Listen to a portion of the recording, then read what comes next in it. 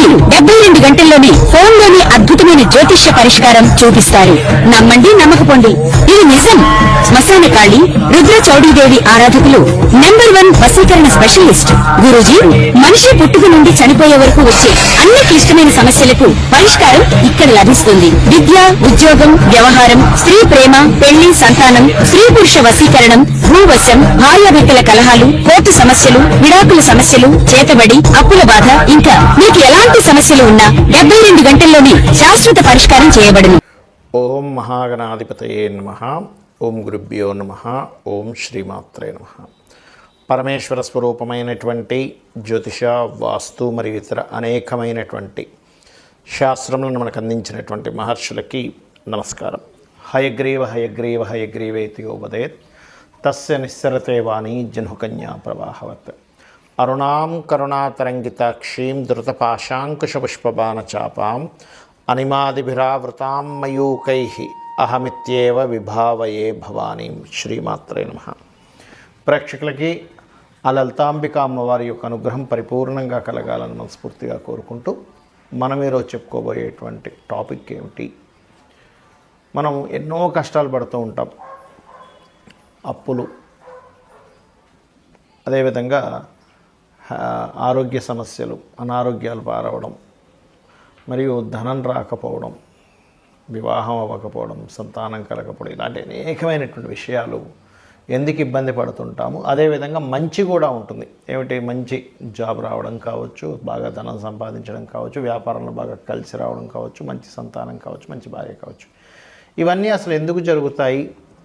ఇబ్బంది ఎందుకు పడతాము? ఎందుకు వస్తాయి అంటే, మీకు పూర్వజన్మ కర్మ అనేటువంటిది ఒకటి ఉంటుంది. ప్రతి లగ్నం 12 రాసులు ఎలా ఉంటాయో 12 లగ్నాల్లో పుట్టిన వారికి, ఈ భూమి మీద పుట్టిన ప్రతి జీవి కూడా పూర్వజన్మ కర్మతోనే పుడతాడు.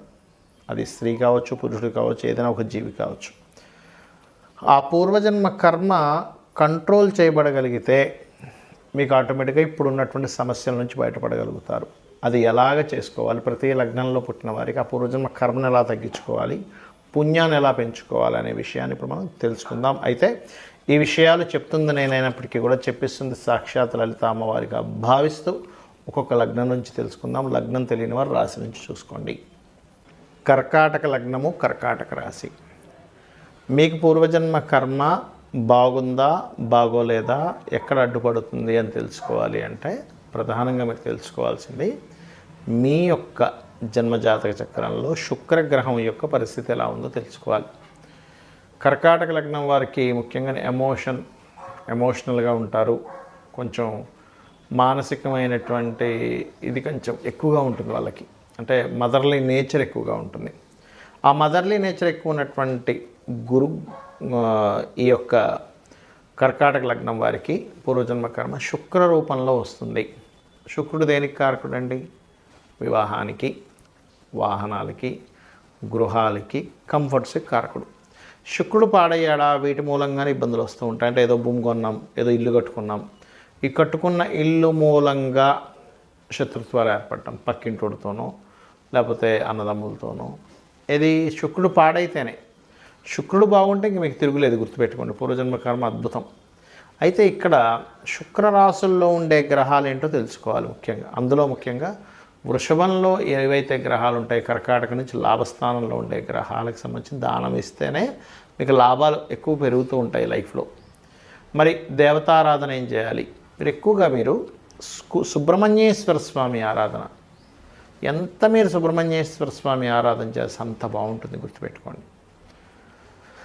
అలాగే ఎక్కువగా బొబ్బర్లు దానంగా ఇవ్వండి. అది కూడా అమ్మవారి ఆలయాల్లో ఇవ్వండి. లేదండి మాకు శుక్రరాశుల్లో మిగతా గ్రహాలు ఉన్నాయి, ఆ గ్రహాలకి ఏం చేసుకోవాలి అంటే, మీకు వీడియో ఎండింగ్ వరకు చూసినట్లయితే ఏ గ్రహం ఉంటే ఏ దానం ఇవ్వాలి, ఒకవేళ దానం ఇవ్వలేని పరిస్థితుల్లో అది గోవుకి ఏవి తినిపిస్తే క్లియర్ అవుతుంది అనేటువంటి విషయం నేను మీకు చెప్తా. అయితే మీరు మాత్రం గుర్తుపెట్టుకోవాల్సింది శుక్ర గ్రహం బాగుందా బాగాలేదో తెలుసుకోండి. బాగుంది, ఇంకా తిరుగులేదు. సమ్ టైమ్స్ ఏమవుతుంది, ఉపాసించాల్సిన దేవతాగ్రహం కూడా ఒక్కోసారి సమ్ ప్లానెట్స్ మారుతూ ఉంటాయి, పాడవుతూ ఉంటాయి. అప్పుడు మీకు 5వ స్థానంలో ఉండే గ్రహం పాడైంది, ఉదాహరణకి 5వ స్థానంలో గ్రహాలు బాలేవు, అప్పుడు 9వ స్థానంలోకి వెళ్ళాలంటే ఏంటి, గురుగ్రహానికి సంబంధించి చేసుకుంటుండాలి. ఉదాహరణకి మీకు ఏ దానాలు ఇవ్వాలో చెప్తానని చెప్పాను కాబట్టి, రవి గనక ఉన్నాడు మీకు 6వ స్థానంలో, లేదు మీకు ఇప్పుడు దాకా చెప్పినటువంటి పూర్వజన్మ కర్మ ఏ రాసుల్లో ఉండే గ్రహాలని చెప్పాను కదా, ఆ రకంగా రవి గనక ఉన్నట్లయితే గోధుమలు దానంగా ఇవ్వండి, సూర్యభగవానుడి దగ్గర దీపారాధన చేయండి, లేదా సూర్యభగవానుడికి అర్ఘ్యం వదలండి. చంద్రుడు ఉన్నాడు, బియ్యము దానం ఇవ్వడం ప్లస్ వైట్ కలర్ క్లాత్. కుజుడు కందులు ఎరుపు రంగు వస్త్రము, బుధుడు పెసలు గ్రీన్ కలర్ వస్త్రము, గురువు శనగలు ఎల్లో కలర్ వస్త్రము, శుక్రుడు బొబ్బర్లు తెలుపు రంగు వస్త్రము, శని భగవానుడు మనకి నీలం రంగు వస్త్రము, తెల్ల నువ్వులు ఇవ్వచ్చు, నల్ల నువ్వులే ఇవ్వాలని రూల్ ఏం లేదు, నువ్వులు ఇవ్వడం ప్రధానం అక్కడ. అదేవిధంగా రాహు అయితే మినుములు, కేతు అయితే ఉలవలు దానంగా ఇవ్వాలి. ఇవి ఇవ్వలేమండి, మాకు తీసుకునే వాళ్ళు లేరు, టెంపుల్ సరిగ్గా లేవు, తీసుకునే వాళ్ళు తీసుకోవట్లేదు, ఇంకోటి ఏదైనా మార్గం ఉందా అంటే, మీరు గోశాలకు వెళ్ళి గోధుమలు ఇచ్చే బదులు గోధుమ రవ్వ తినిపించండి గోవుకి, బియ్యం బదులుగా బియ్యం పిండి తినిపించండి గోవుకి, కందులు బదులుగా క్యారెట్స్ తినిపించండి కుజుడికి సంబంధించింది. అదేవిధంగా పెసలు బదులుగా గోవుకి గోంగూర కూరగాయలు తినిపించండి, అందులో దేశీవాళీ ఆవుకు తినిపించాలి. గురువుకి శనగలు ఇచ్చే బదులుగా గోవుకి అరటికాయలు తినిపించండి. బొబ్బర్లు తినిపించడం కాకుండా బొబ్బర్లు ప్లేస్లో ఏదైనా తీపి పదార్థం, తీపి చపాతీకి చక్కగా తేనె పూసి ఆ 3 చపాతీలు చిన్న చిన్న ముక్కలుగా తీసి తినిపించండి. శనికి సంబంధించిన నువ్వులు దానం ఇస్తున్నాం కదా, నువ్వులు బదులుగా నువ్వులు తినిపించకూడదు గోవుకి తీసుకెళ్ళి, అదైనా ప్రెగ్నెన్సీ ఉంటే అది ఇబ్బంది అయితే మీకు ఇంకో దోషం ఏర్పడుతుంది. బెల్లము తినిపించండి చక్కగా గోవుకి, పిడికెడి బెల్లం పెట్టండి సరిపోతుంది.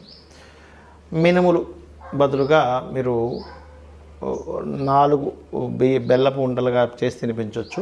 కేతువుకు సంబంధించిన ఉలవలు బదులుగా గ్రాసము తినిపించవచ్చు గోవుకి. ఇది ప్రధానంగా చేయండి. అలాగే మీకు పంచమంలో ఉండే గ్రహానికి సంబంధించిన ఉపాసన చేయాలని చెప్పారు. పంచమంలో ఉండే గ్రహం ఏమిటి చూసుకొని, పంచమాధిపతి ఉన్నాడు, వెళ్ళి ఇంకో గ్రహంతో కలిసాడు, లేదా పంచమంలో ఏదైనా గ్రహం ఉంది. ఉదాహరణకి మేషలగ్నానికి అయితే పంచమాధిపతి రవి అవుతాడు, వృషభ లగ్నానికి అయితే బుధుడు అవుతాడు, కన్యారాశి అవుతుంది పంచమం, మిథున లగ్నం అయితే తులారాశి అవుతుంది పంచమం, కర్కాటకం అయితే ఈ రకంగా వృశ్చికం అవుతుంది, అంటే పంచమం కుజుడు అవుతాడు. అలాగా మీ లగ్నం నుంచి 5th లార్డ్ ఎవరో చూసుకొని ప్రధానంగా మీరు ఆ రకంగా సూర్యుడు ఉన్నాడు లేదా సూర్యుడు అయ్యాడు, అప్పుడు సూర్యభగవానుడే. చంద్రుడు ఉన్నాడు, ఎక్కువగా మీరు చేయవలసిన ఉపాసన దేవత రాజరాజేశ్వరి అమ్మవారు. కుజుడు స్కందుణ్ణి, బుధుడు విష్ణువుని, గురువు దక్షిణామూర్తిని లేదా దత్తాత్రేయుణ్ణి, శుక్రుడు అమ్మవారి యొక్క ఆరాధన, శని భగవానుడు ఈశ్వరారాధన లేదా కాలభైరవ ఆరాధన లేదా కాళీ ఆరాధన, రాహు మనకి మీరు చేసుకోవాల్సినటువంటి దుర్గా, కేతు, గణపతి ఆరాధన చేసుకోవాలి. ఏది దేనికి పంచమంలో ఉండే గ్రహాలను బట్టి మీరు ఈ ఆరాధన చేసుకుంటే, ఎప్పుడు కూడా ఒక గ్రహం అక్కడ పంచమంలో ఉంది అన్నప్పుడు ఆ దేవతా సంబంధించిన ఆరాధన చేయడమే మీకు శ్రీరామ రక్షగా నిలబడుతుంది. మరి లగ్నం తెలియదు, రాశి తెలియదు, ఏం చేయాలి? సింపుల్, లలిత చదువుకోండి లేదా సూర్య నమస్కారాలు చేసుకోండి. నాకు నక్షత్రము, రాశి, లగ్నం ఏమీ తెలియదండి, నేనేం చేయాలి అంటే, దీనికంటే బెస్ట్ మరొకటి లేదు. చక్కగా ఉదయం నిద్ర లేచి సూర్య నమస్కారాలు చేసుకోవడం, మీరు సూర్యుడికి అర్ఘ్యం వదలడం, చక్కగా సూర్యభగవాన్ ఎదురుగా నిలబడి మనస్ఫూర్తిగా నమస్కారం చేసుకోవడం, లలితా సహస్రనామాలు వినడం కానీ చదవడం కానీ చేయండి ఉదయము సాయంత్రం. దానికి మించిన రెమెడీ మరొకట్లేదు. అలాగే ఇక్కడ మీ జన్మజాతకంలో ఎటువంటి గ్రహ దోషాలు, చాలా దోషాలు ఉంటాయి. బాలారిష్టాలని, లేకపోతే మీకు ఫలానా ఎల్నాడిసన్ అని, లేకపోతే ఫలానా రకరకాలు ఉంటాయి. ఎలాంటిది ఉన్నా ఒకటే గుర్తుపెట్టుకోండి, వీటన్నిటినీ నడిపించేది అమ్మవారు. అమ్మవారు నడిపిస్తుంది కాబట్టి నేను అమ్మవారిని పట్టుకుంటే శక్తిని ఇస్తుంది, తట్టుకునే శక్తిని ఇస్తుంది అనేటువంటి కాన్సెప్ట్ ఒకటి మీ మైండ్లోకి రావాలి. ఆటోమేటిక్గా మీకు అన్ని విధాలా బాగుంటుంది. శ్రీమాత్రే నమః.